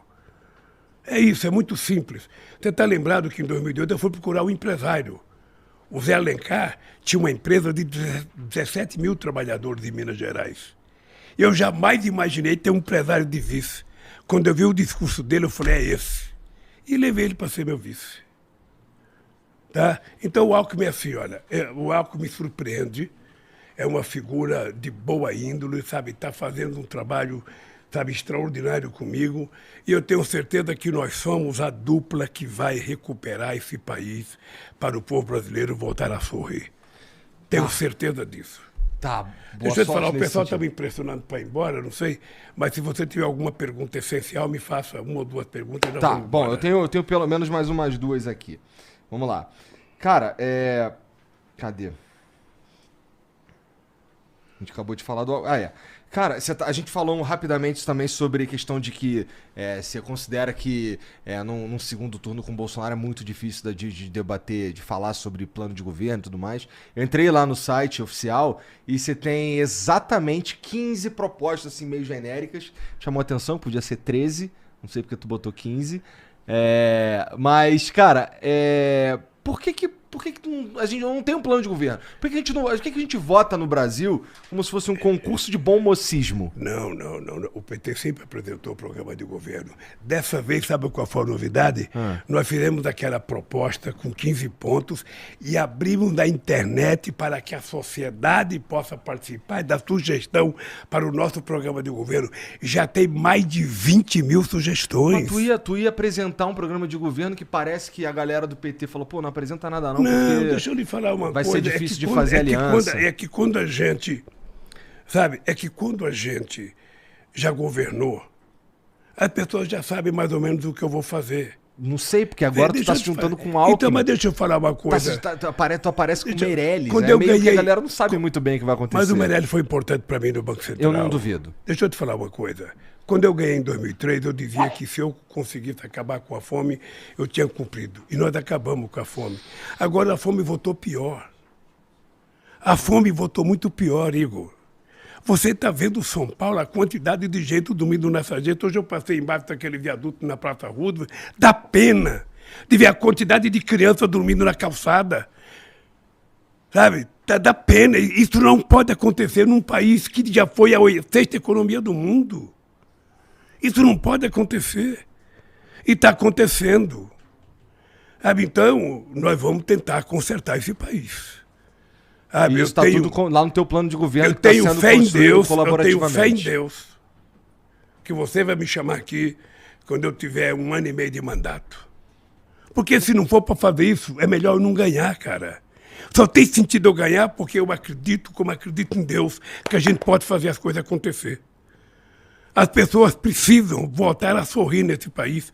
Quando eu brinco, que eles não gostam quando eu brinco que nós vamos voltar, nos reunir no final de semana e comer um churrasquinho, com uma picanhazinha, tomando uma cerveja gelada, é uma coisa fantástica para a sociedade brasileira ter o direito de voltar a se reunir no final de semana para fazer uma festa em família, acabar com esse ódio, construir a paz. É tudo isso que eu preciso. E aí desvendar me deram, o Lula é a favor do aborto, eu sou contra o aborto. Sou contra o aborto porque o aborto não é bom nem para o pai, nem para a mãe, nem para ninguém. Mas tu é contra o aborto pessoalmente ou como política de Estado? Eu sou contra o aborto pessoalmente. Tá. E quem tem que decidir se o aborto não é a lei, não é o presidente da República. Concordo. É preciso parar de fetiche. É preciso parar de inventar coisas a respeito das pessoas. Tá, então agora, só porque você precisa ir embora, eu tinha mais 1 milhão de coisas pra falar contigo aqui, quem sabe na próxima oportunidade. Mas comenta pra mim rapidinho o que você pensa sobre teto de gastos e reforma trabalhista. Eu sou contra teto de gasto. E vou lhe contar por que eu sou contra teto de gasto. Quando eu ganhei as eleições de 2003, o Brasil tinha uma inflação de 12%, o Brasil devia para o FMI e tinha 12% de desemprego. Nós baixamos a inflação para 4,6%, nós reduzimos a dívida que era de 60,5% do PIB, a dívida interna bruta, para 37,7%, nós pagamos o FMI, emprestamos 15 bilhões para o FMI e ainda juntamos 370 bilhões de dólares, coisa que o Brasil nunca tinha. E geramos 22 milhões de empregos. Fizemos o maior programa de inclusão social. Por isso é que eu sou contra o teto de gasto. Teto de gasto para garantir o quê? Para garantir que os banqueiros recebam o deles e o povo pobre. Aí eu não posso melhorar a saúde por causa do teto de gasto. Eu não posso melhorar a educação por causa do teto de gasto. Eu não posso melhorar, não posso fazer creche por causa do teto de gasto. Ou seja, só vale a pena pagar o juro para os banqueiros? Isso é um problema, pagar juros para banqueiro. Deixa eu lhe falar uma coisa. Eu não acho que... não faz parte do teto de gasto, né? Eu não acho que educação seja gasto. Educação é investimento. Cuidar da saúde das pessoas é investimento. Nós precisamos tratar as pessoas com um pouco mais de decência, Igor. Sabe? Então esse negócio de teto de gasto foi inventado para assegurar dos banqueiros o que é deles. Agora, ninguém quer discutir teto de política social. Ninguém quer discutir teto de crescimento da economia. teto de aumento de salário, não. As pessoas só querem evitar que a gente cuide das pessoas mais pobres. E a reforma? Por isso, eu sou contra. A reforma trabalhista, veja, a gente não quer voltar ao que era no passado, porque a legislação trabalhista é de 1943. O mesmo movimento sindical, ele quer adequar. Ele quer adequar. Problemas nessa que tem a atualidade, cara, a gente quer atualizar. A Espanha acaba de fazer uma atualização. Por exemplo, esse pessoal que trabalha, sabe, com aplicativo. Esses caras têm uma regulação, eles têm que ter jornada de trabalho, eles têm que ter, sabe, descanso semanal remunerado. Eles têm que ter algum direito, porque inventaram que eles são empreendedores, eles não são empreendedores, cara. Sabe, o cara se bater o carro e quebrar, ele está ferrado. Se ele se ferir, ele está ferrado. Então nós precisamos fazer uma regulação em que a gente garanta às pessoas um mínimo de seguridade social. Sabe, se ele se machucar, a família dele tem que ter alguma coisa. Ele tem que ter uma previdência. Porque também o cara fica carregando comida nas costas, com fome, sentindo o cheiro da comida e sem dinheiro para comprar. Lógico que se o cara quiser trabalhar por conta própria, nós temos que incentivar ele a trabalhar por conta própria e criar algumas condições dele sobreviver. Porque todo mundo sonha trabalhar sem ter patrão. Todo mundo sonha. Eu, quando era torneiro mecânico na Vilar, eu sonhava pedir a conta e trabalhar de táxi. Olha que bobagem. Montar um bar. Se eu montasse um bar, eu bebia tudo, cara. Sabe, então sabe? Mas hoje não, hoje tem mais alternativa para as pessoas, Igor. Tem mais alternativa e nós temos que dar mais oportunidade para as pessoas. Sabe, então eu digo sempre o seguinte, a gente não nasceu para ser pobre, a gente não gosta de comer coisa ruim, a gente quer coisa boa. É preciso que as pessoas tenham um pouco de respeito pelas pessoas pobres. Será que as pessoas pensam que quem está dormindo embaixo dos viadutos aí fez opção por aquilo, a pessoa quer? Pelo amor de Deus, não. Não fez, cara. Todo mundo quer ter uma casinha, Igor. Todo mundo quer ter uma casinha. E nós fizemos um programa chamado Minha Casa, Minha Vida, que foi o maior programa habitacional da história desse país. Contratamos 4 milhões e 100 mil casas. E as pessoas que ganhavam pouco não pagavam. E a escritura saiu no nome da mulher. Tá? Nós temos que voltar com esse programa. Sabe? Todo mundo quer ter um empreguinho e ganhar um salário bom. Todo mundo quer que o filho ande bem vestido, as criancinhas vá para a escola com a barriga cheia. Isso não é exagero, isso é o mínimo que a Bíblia diz que a gente tem que ter, que a Constituição diz que a gente tem que ter. Por que negar? Veja uma coisa absurda. Está na Constituição que a mulher e o homem têm que ganhar salário igual se fizer trabalho igual. A mulher ganha, sabe, 60% do que ganha o homem. Então essa é uma coisa que nós vamos regular. Nós vamos regular. Pode ficar certo, nós vamos regular para a mulher ganhar igual ao homem se ela fizer a mesma função. E às vezes a mulher tem mais competência que o homem. Quando tu fala em regulação de mídia, tu não tá falando de censura não, né? Não, não estou falando de censura, eu sou inimigo da censura, entrei na política contra a censura, o que eu quero fazer é o que eu estou dizendo. Tem coisa que a sociedade tem que participar para mudar.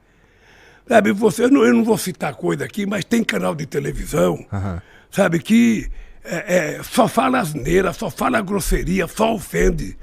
Sabe, nós temos que ter uma regulação, a última regulação da mídia eletrônica é de 62. Então nós precisamos chamar a sociedade para discutir.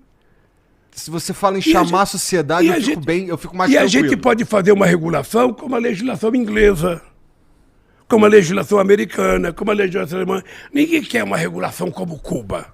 Tá. Ninguém quer.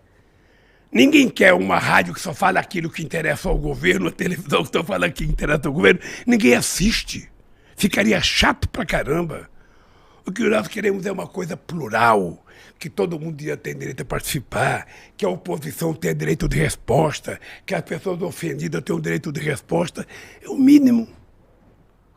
Veja, se você falar uma coisa aqui no teu programa e ofender alguém, e esse alguém ligar para você e falar, ô companheiro, a gente pode ter o direito de resposta, você não vai dar? Geralmente sim. É lógico, tem que dar. Você tem que dar uma chance à pessoa provar, Igor. Então é isso que nós queremos. Tá. Nós queremos. Eu não sei se a gente consegue fazer tudo isso, mas, por exemplo, você pega os canais de televisão, Todos eles têm retransmissores. A Record tem retransmissora, a Globo, o SBT. Agora, nos estados, não tem programa local. A única liberdade que eles têm é fazer um jornal das 7 da manhã, o jornal da meio-dia e o jornal das 8 da noite, meia hora de jornal. O restante é divulgando o dia inteiro os enlatados, sabe, que a matriz daqui de São Paulo reproduz. Você não acha que era justo criar condições para que tivesse 3, 4 ou 5 horas de programação local, regional, para dar emprego para artista lá, para dar emprego para a Câmara lá, para dar emprego para um monte de gente lá? Tem que ver se é possível, né? Talvez não seja só na canetada que resolve isso. Não, deixa eu te contar, não é na canetada, não. É que é muito fácil, o cara ganha uma retransmissora lá e o cara fica ganhando o percentual da publicidade, sem nenhum compromisso de nada. Sabe? A RBS no Rio Grande do Sul tinha programa local. Eu conheci no Maranhão, tinha uma cidade lá que tinha um programa do SBT que era local, programa de auditório. Porra. Sabe? Então, é preciso mudar, gente. Nós estamos no século XXI, a gente está repetindo a mesma coisa do século XX. Vamos pra internet, pau no cu da TV. Nós temos nove pessoas que são donas de todos os meios de comunicação no Brasil. Isso é horrível. É. Sabe? Então a internet também tem 5 bancos. A internet é uma coisa muito importante, muito, muito importante. Eu lembro que a internet, quando surgiu, todo mundo achava que seria a revolução, que todo mundo, muito jornalista pediu a conta para ganhar dinheiro na internet. Não deu certo, porque... Para alguns não deu, né? Para muitos não deu, sabe? Nem todo mundo, cara, tem a sorte que você teve e outros companheiros. Faz uma coisa que, pá, dá certo, acerta na mosca e vamos em frente. Sabe? Isso eu acho louvável, acho legal, acho muito interessante, sabe? E eu fico mais feliz ainda quando eu vejo que você é um cara que se formou pelo ProUni, cara. Eu fiz letras. O ProUni foi a coisa mais extraordinária. Você sabe que eu sonhava em colocar os pobres na universidade, a gente não tinha. Eu pensei até em utilizar o fundo de garantia. Aí, de repente, a mulher do Haddad pensou uma ideia, falou para o Haddad falou comigo, eu falei, porra, nós vamos trocar a dívida que a universidade tem com bolsa de estudo. E vamos colocar gente da periferia. Minha faculdade faliu, a Ana Estela estava sendo demolida hoje. Não, é que foi a mulher do Haddad, a Ana Estela, que pensou nisso num projeto para São Paulo. Aí depois nós aproveitamos a nível nacional. Você não tem noção do milagre disso. Você não tem noção. Eu viajo o Brasil inteiro, a quantidade de pessoas que ficam gritando com um papelzinho na mão. Lula, eu sou do ProUni, obrigado. Minha esposa é do ProUni também. Eu sou o primeiro da minha família a ter um diploma, eu sou o primeiro. Então, cara, vamos fazer mais. Mais, eu quero mais doutor. Eu quero mais filho de empregada doméstica médica. É assim que o mundo vai para frente. Quando os pobres tiverem todos os dentes na boca, sorrindo de alegria, barriguinha cheia, sabe? É tudo que eu quero. Cara, Esse país muito feliz. Obrigado. Vão acabar me batendo, então eu preciso mesmo deixar você embora. Bom, para vocês que assistiram aí, não esquece de se inscrever aqui, de dar o like. Ô Lula, pô, como é que as pessoas te acompanham nas redes sociais, cara? Não sei. Então, ó, procura Lula aí no Google que você acha, tá bom? Ó, lá em casa quem cuida... Lula.com.br. No Instituto quem cuida, lá em casa quem cuida é a Janja. Tá. No PT é o Cara, essa Graziano. foi a resposta muito sincera, né? Sei lá, porra. E não me preocupe, sabe? Eu não quero, veja, eu sou um cara, sabe? Que eu não tenho essa preocupação mais. Cara, é uma pena, Sabe? de verdade, que você precisa ir embora, de verdade. Mas Mas cara, você me muito obrigado. chama outra vez. Pô. Eu te chamo outra vez. Me chama outra vez, se eu for presidente, você me chama. Tá.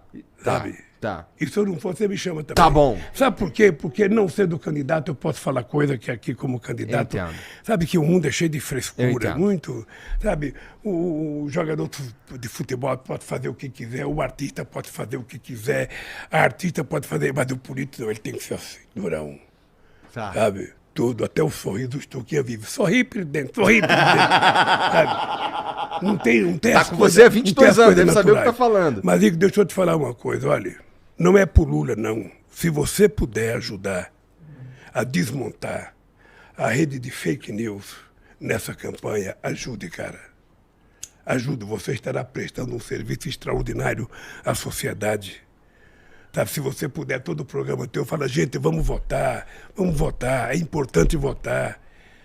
Sabe? Eu considero que seja importante votar também. Sabe, mas fala isso, você tem um público extraordinário, convença as pessoas a ir votar. É bem importante, não precisa dizer, vai votar no Lula, não precisa dizer, não vou exigir tanto de você assim.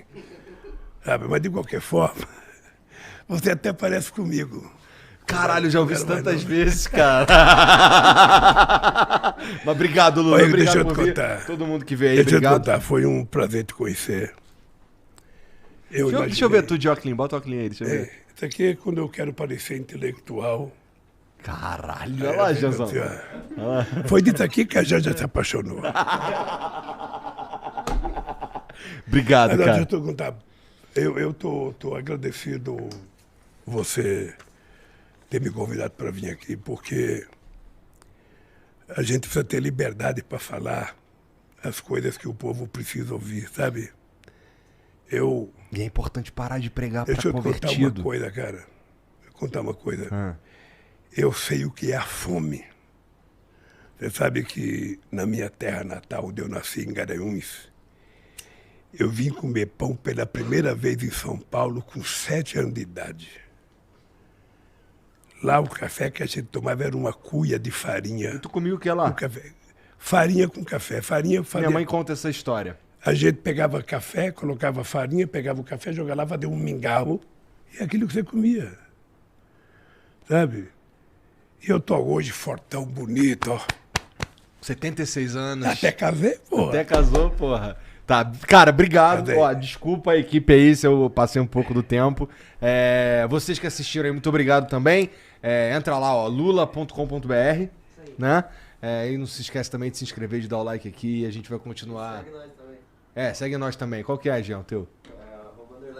@_Janzão. @_Janzão e eu sou Igor.3K, tá bom? Segue nós. Vai, ó, ele tá falando pra tu falar alguma coisa. O que que é? Fala o que você quer. Hein?